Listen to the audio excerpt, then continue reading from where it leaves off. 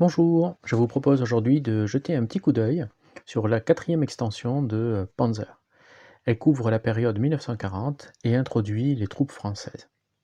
Le matériel est toujours aussi élégant et solide. On a 4 cartes, recto verso, qui peuvent s'assembler. Voici aussi quelques pions que je vous donne en exemple. Tout d'abord, les pions tiens, du premier scénario. Et puis, on a aussi des pions sur l'infanterie. Donc voici quelques exemples.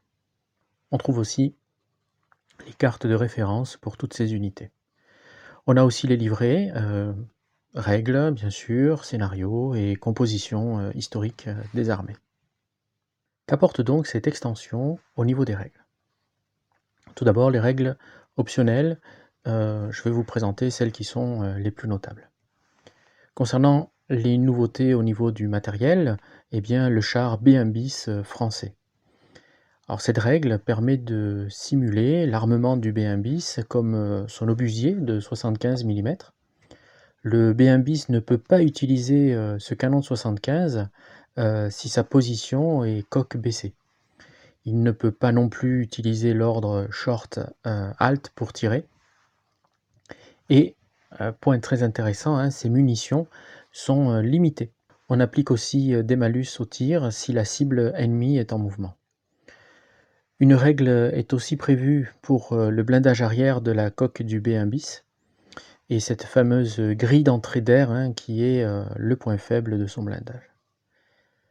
Le paragraphe 7.41 apporte lui une modification optionnelle intéressante lors du repérage, avec l'introduction de 2 interdictions de retrait du marqueur Spot Fire ou Spot Move. Ensuite, la règle 7.42 permet d'appliquer une initiative échelonnée pour chaque formation en lieu et place du jet unique en début d'initiative. Alors, cela va allonger effectivement le temps de la partie, mais je trouve ça intéressant puisque ça permet un va-et-vient entre, possible, hein, selon le jet de dés bien sûr, entre les 2 camps. On notera aussi parmi les nouveautés le rayon de commandement et de communication donc des unités. Alors en ce qui me concerne, c'est surtout la règle 7.55 qui est intéressante et qui présente une nouvelle unité, hein, ce sont les chefs, hein, les leaders. Attention, la grande majorité des scénarios ne stipulent pas s'il faut ou non des leaders dans la partie. Donc c'est aux joueurs, donc on s'entend entre nous, pour appliquer cette règle au début, puis ensuite on choisit donc les leaders que l'on souhaite utiliser. Alors il y a un tableau qui permet de respecter une structure de commandement pour connaître le grade du ou des chefs hein, qu'on va positionner en jeu.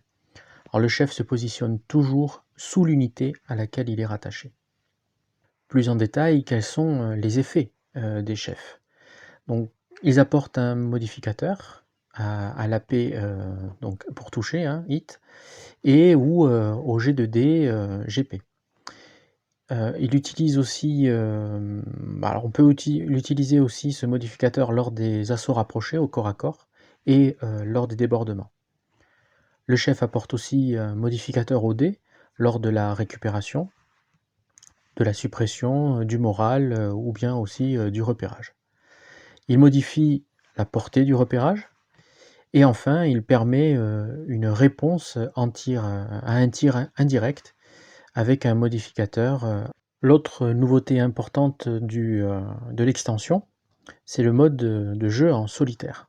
Alors il est spécifique à l'extension. Alors le premier point, c'est que le jeu en solitaire ne s'applique qu'au scénario prévu à cet effet.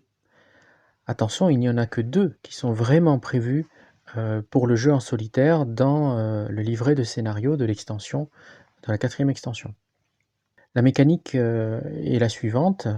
Le système gère les placements et actions de l'ennemi grâce à des tableaux. Les forces ennemies sont cachées jusqu'à leur découverte.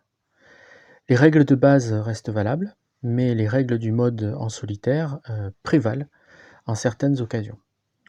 On doit déterminer si on est en mode de défense ou en mode d'attaque. Cela va conditionner les actions disponibles.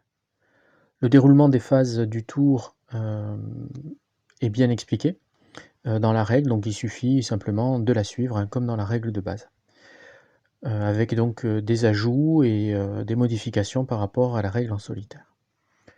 Le seul aspect que j'ai trouvé délicat à gérer, c'est le moment où l'on doit déterminer quelle est l'unité principale ennemie, quelle est l'unité amie la plus dangereuse, la plus faible ou la plus proche.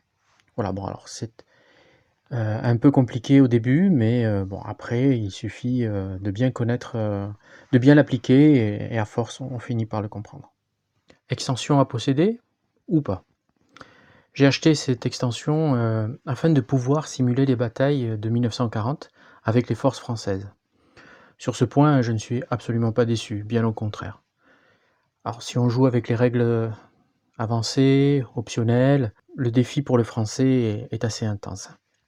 Par exemple, le manque de radio est flagrant.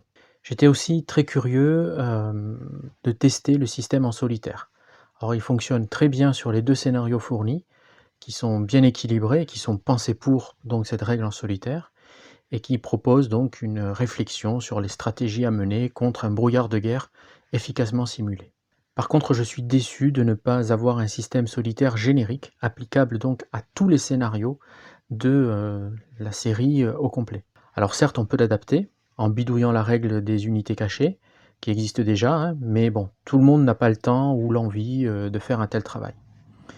À cette condition, la règle, si on arrive à la bidouiller, hein, si on arrive à faire un petit aménagement de maison, eh bien la règle en solitaire ouvre un véritable champ des possibles sur l'ensemble des scénarios de la série.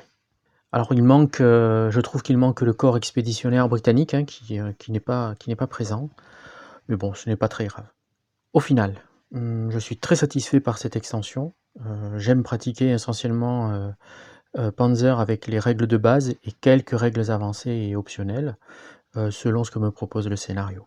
Et je ne vais pas hésiter à rajouter à ces règles avancées et optionnelles, la règle des leaders, puisqu'elle apporte vraiment quelque chose de spécial, une sorte de renouveau, je trouve, dans l'aspect de la règle. Nous voici parvenus à la fin de cette présentation de la 4e extension de Panzer.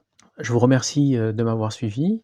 Merci pour vos likes, merci pour vos abonnements et je vous dis à la prochaine.